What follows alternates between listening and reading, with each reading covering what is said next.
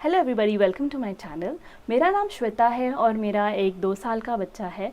और आज के वीडियो में मैं आपके साथ ये शेयर करने वाली हूँ कि आप अपने बच्चे को 4 सबसे बेसिक चीज़ें जो है अल्फ़ाबेट्स, नंबर्स, शेप्स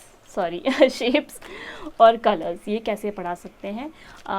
मैंने इनको फ्लैश कार्ड्स के थ्रू पढ़ाया है। सो मैं इस वीडियो में आपके साथ डिटेल में शेयर करूँगी कि मैंने फ्लैश कार्ड्स कैसे बनाए हैं और कुछ प्रैक्टिकल टिप्स शेयर करूँगी जो आप अगर यूज़ करोगे तो 100% आप सक्सेसफुली अपने बच्चों को पढ़ा पाओगे। So please stay tuned for the video. Friends, मैं ये भी क्लैरिफाई करना चाहती हूँ कि मैं कोई टीचिंग एक्सपर्ट नहीं हूँ, मैं कोई टीचर नहीं हूँ।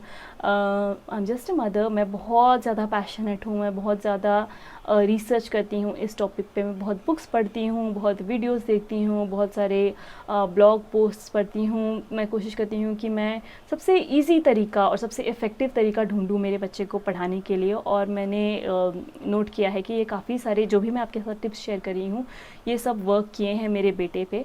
मैं कोई एक्सपर्ट नहीं हूँ। ये जो भी इंफॉर्मेशन है मेरा रिसर्च और मेरे पर्सनल एक्सपीरियंस पे बेस्ड है।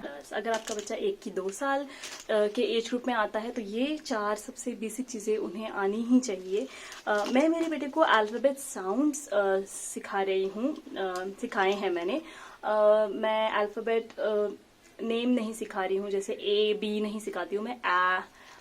ब ऐसे मैं सिखा रही हूँ बिकॉज मुझे जो है फोनेटिकली अपने बच्चे को पढ़ाना है। मैं चाहती हूँ कि वो वर्ड्स डिकोड करना सीखे, ना कि मेमोराइज करके पढ़े। इसके ऊपर भी मैं एक डिटेल वीडियो डेफिनेटली बनाऊंगी। Stay tune for the videos. ये जो है मैंने खुद से बनाए हैं, मैंने खरीदे नहीं हैं। और मैंने कैसे बनाए हैं ये भी मैं आपके साथ शेयर करूंगी। तो ये वो सारा मटेरियल है जो मैं यूज़ करती हूँ मेरे बच्चे को पढ़ाने के लिए। जैसे कि आप देख सकते हैं मेरे पास है अल्फ़ाबेट्स, शेप्स, नंबर्स और कलर्स। अभी इनको मैंने बनाया कैसे है कि मैंने पहले प्रिंट आउट लिया है। इन चीज़ों का प्रिंट आउट लेने के बाद मैंने इनको लैमिनेट करवाया है, जैसे आप देख सकते हैं। जैसे ये इसको लैमिनेट किया है और लैमिनेशन होने के बाद मैंने इनको कट कर लिया है। कट करने के बाद एक होल पंच करना है इनके कॉर्नर्स पे। और मैंने इस तरीके का एक की चेन लिया है और उसके बाद इस की रिंग के थ्रू मैंने सारे जो भी लैमिनेटेड फ्लैश कार्ड्स थे वो इसमें डाल दिए। अगर फॉर एनी पर्टिकुलर रीज़न आप ये नहीं बना पाते हैं या आपके पास प्रिंट आउट लेने की या लैमिनेट करने की सुविधा नहीं है तो आप इजीली एक चार्ट पेपर, जो काफ़ी चीप रेट में 5 या 10 रुपीज़ में आपको मिल जाएगा, चार्ट पेपर लेके इस पे अपने हाथों से लिख के आप कट करके आप इसके भी फ्लैश कार्ड्स बना सकते हैं। मेरे पास एक और रेडीमेड फ्लैश कार्ड्स है जो मैंने ऑनलाइन बाय किए थे। ये भी काफ़ी अच्छे हैं बट ये टेरेबल हैं। ये लैमिनेटेड नहीं है, सो ये चांसेस है कि आपका बच्चा फाड़ देगा इसको। फ्रेंड्स, सबसे पहली चीज़ ये आती है कि आपको अपने आप को प्रिपेयर करना है। आपको इस चीज़ का ध्यान देना है कि आप फ्रस्ट्रेट नहीं होगे, आप गुस्सा नहीं होगे, आप एक्साइटेड रह के, आप थोड़ा हैप्पी होके पढ़ाओगे। जो भी आप 5, 10, 15 मिनट इन्वेस्ट करने वाले हो अपने बच्चे में, आपको इस चीज़ का ध्यान देना है कि आप उसमें उसको अनडिवाइडेड अटेंशन दो। नेक्स्ट पॉइंट इज़ कि आपने एक सिलेक्टेड प्लेस और एक सिलेक्टेड टाइम लेना है। रोज़ आप उसी जगह पे और उसी टाइम पे अपने बच्चे को पढ़ाओ। आपको टाइम अपने हिसाब से आप चूज़ करो जो आपको लगता है कि आपका बच्चा जब थोड़ा सा अच्छे मूड में हो। ऐसा नहीं हो कि वो बहुत ज़्यादा एनर्जेटिक हो और ऐसा भी ना हो कि वो बहुत ज़्यादा डल हो। आप अपने हिसाब से टाइम ले सकते हो। और जगह आप एक ही जगह पे उसे पढ़ाएं। एक ही जगह से पढ़ाने से क्या होता है कि वो एसोसिएट करने लगता है कि हाँ, अभी मैं यहाँ आ गया हूँ, अभी मुझे पढ़ना है। और आप कोशिश करें कि सारे डिस्ट्रैक्शंस हटा दें उसके सामने से। कोई टॉयज़ ना हो उधर, कोई गैजेट्स ना हो, कोई लोग ना आ जा रहे हों, कोई दूसरे बच्चे ना आ रहे हों। तो इन चीज़ों का आपने ध्यान रखना है, अपने माहौल तैयार करना है और अपने आप को तैयार करना है।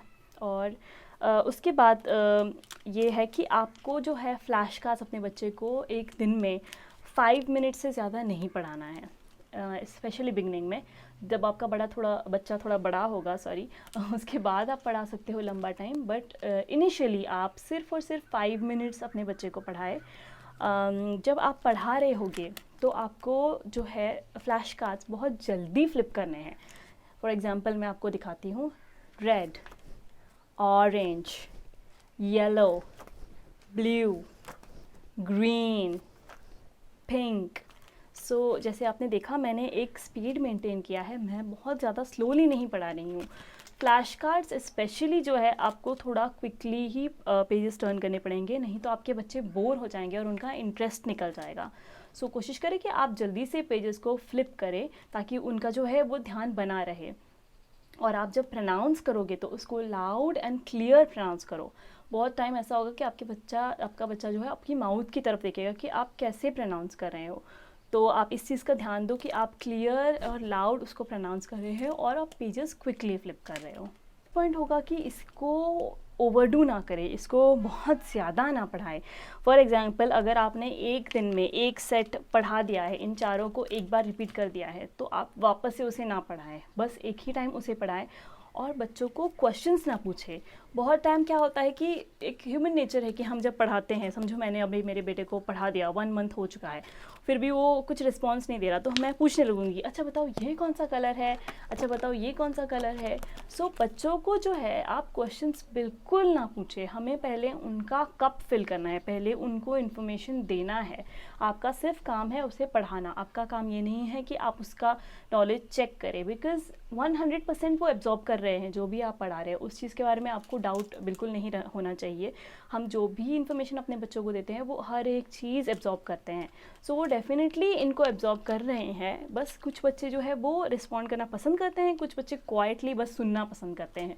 सो अगर आपका बच्चा रिस्पॉन्ड नहीं कर रहा है या कुछ आंसर्स नहीं दे रहा है, इसका मतलब ये नहीं है कि उसे नहीं समझ रहा या वो डम है या समथिंग लाइक दैट, ऐसा कुछ भी नहीं है गाइस। बच्चे बहुत ज़्यादा इंटेलिजेंट होते हैं, हमें आप शॉक हो जाओगे कि जब आप यूज़ करोगे फ्लैश कार्ड, आप शॉक हो जाओगे।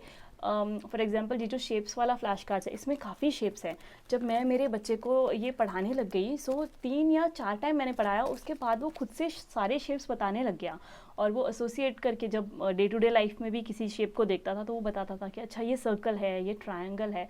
So it is shocking, literally shocking. आपके जो बच्चे हैं वो बहुत इंटेलिजेंट होते हैं, कभी कभी हमें उस चीज़ का अंदाज़ा हो जाता है और कभी कभी हमें नहीं पता चलता है। सो प्लीज़ अंडर एस्टिमेट ना करें, आपका काम है कि सिर्फ आपने पढ़ाना है, आप क्वेश्चंस ना पूछें और आप डीमोटिवेट ना हो कि अरे शायद इसे समझ नहीं आ रहा है या शायद इसको ये चीज़ मुश्किल लग रही है। ऐसा नहीं है गाइज़, वो लोग इन्फॉर्मेशन बहुत क्विकली एब्जॉर्ब करते हैं, उनके दिमाग जो है वो बहुत ज़्यादा तेज़ होता है। मेरा नेक्स्ट पॉइंट ये होगा कि जो फ्लैश कार्ड्स है, एक्सेप्ट कलर्स के अलावा जो फ्लैश कार्ड्स है, अल्फ़ाबेट्स, शेप्स और नंबर्स, अगर आप देखें तो मैंने इनको ब्लैक एंड वाइट रखा है। शुरुआत में आप कोशिश करो कि कलर्स के अलावा आप जो चीज़ें पढ़ा रहे हो वो ब्लैक एंड वाइट आप बनाएं फ्लैश कार्ड्स। इससे क्या होगा कि वो कंफ्यूज नहीं होंगे। फॉर एग्जांपल अगर मैंने इस शेप को, कभी कभी शेप्स वाले में कलर्स भी एडेड होते हैं, तो थोड़ा सा कंफ्यूजिंग हो जाता है कि मैं कलर पे फोकस करूँ या शेप पे। तो आप शुरुआत में बिल्कुल सिंपल रखें, इसे ब्लैक एंड वाइट ही रहने दें।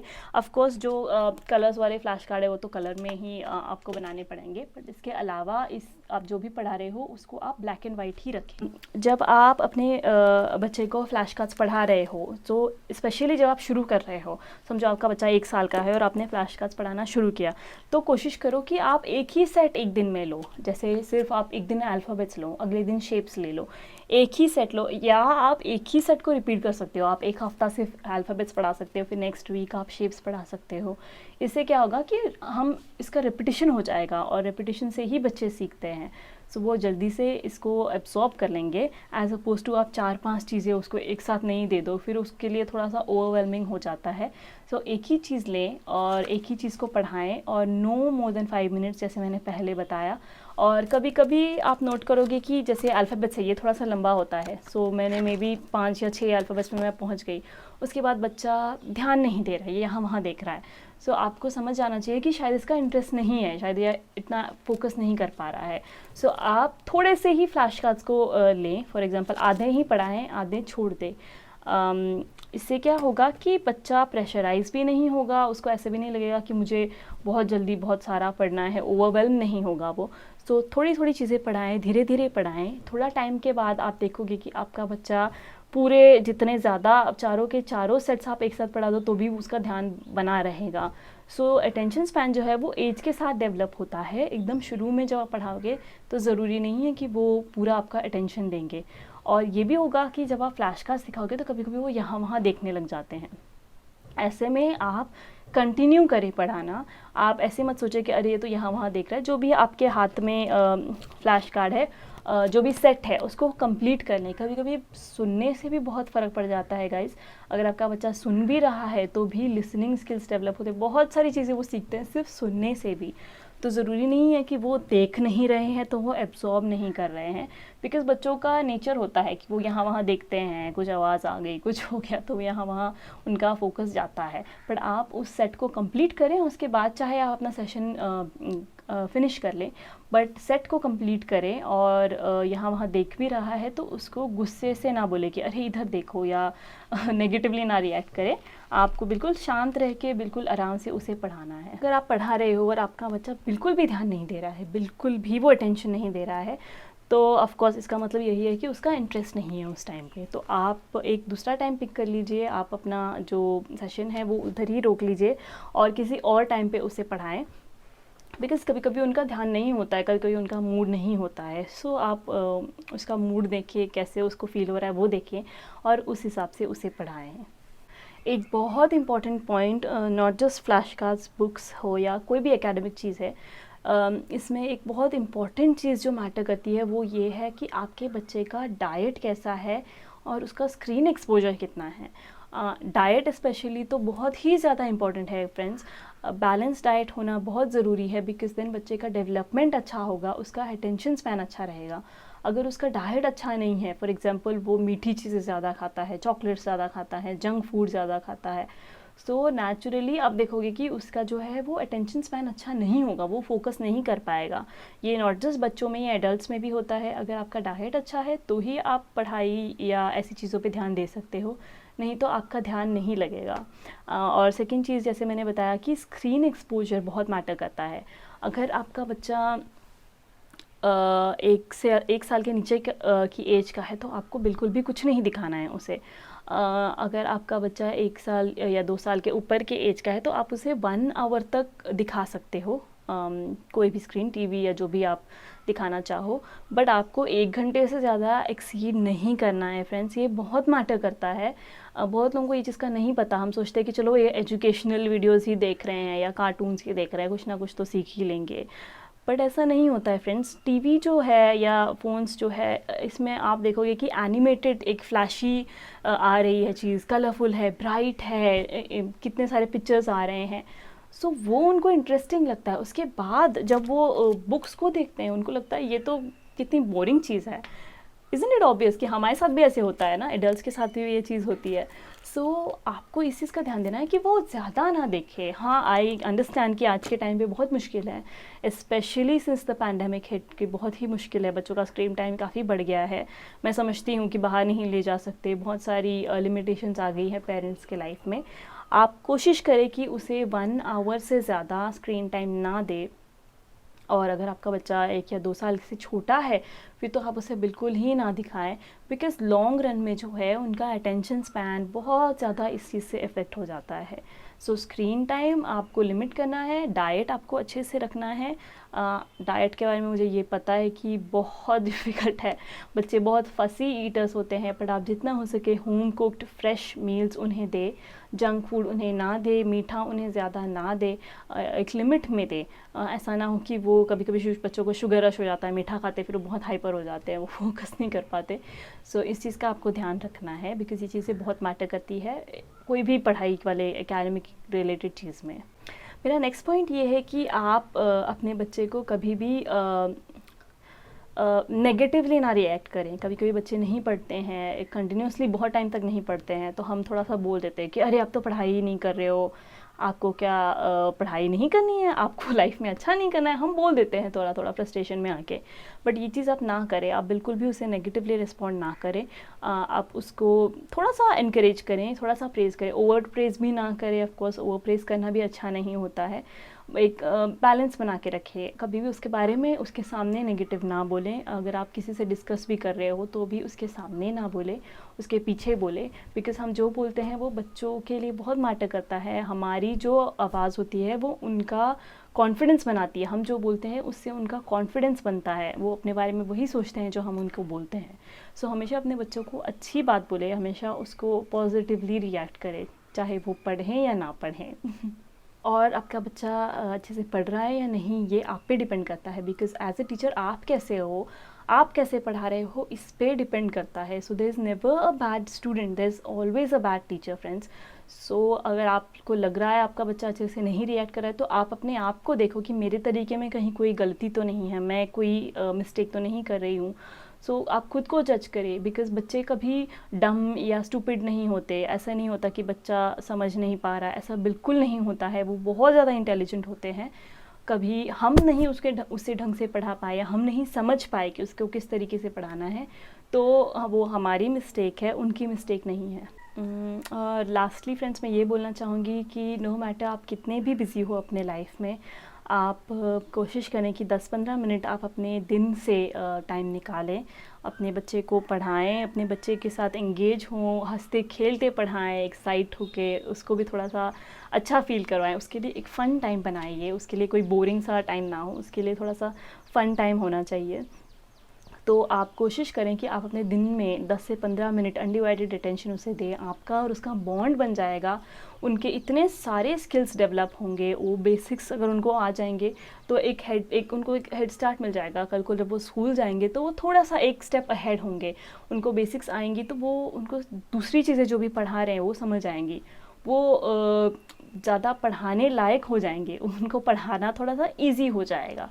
सो आप प्लीज़ चाहे जितने भी आप बिज़ी हो, आप ऐसे मत सोचें कि नहीं ये तो टीचर का काम है या किसी और का काम है या मैं इसे ट्यूशन लगा देती हूँ। ऐसा नहीं है।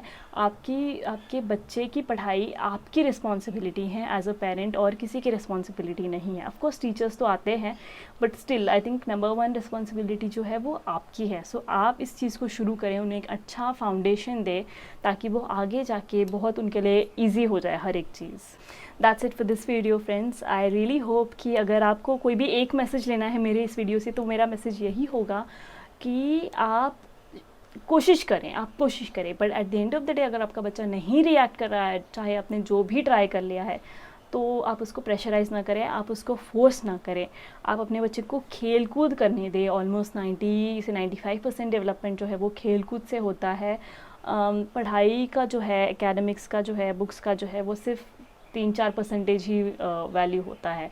सो ऑफकोर्स मैं ये नहीं बोलूँगी कि आप पढ़ाओ ही मत, आप कोशिश करो, एवरी सिंगल डे आप कोशिश करो, धीरे धीरे वो आएंगे इस तरफ definitely. But at the same time आपको फोर्स नहीं करना है। आपको उनका प्ले टाइम ऐसा ना हो कि आप उसको सिर्फ पढ़ाई ही कराते रहें। उनको खेलने दें, उनको कूदने दें, उनको दूसरी चीज़ें करने दें, उनको प्रैक्टिकल लाइफ में अपनी तरीके से चीज़ें सीखने दें।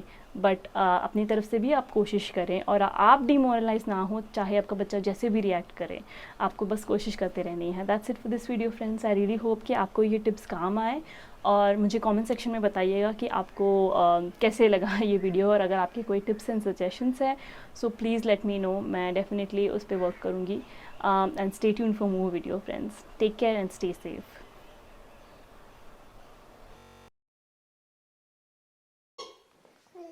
Shapes, okay? Hey, come and shape. Triangle. Hey?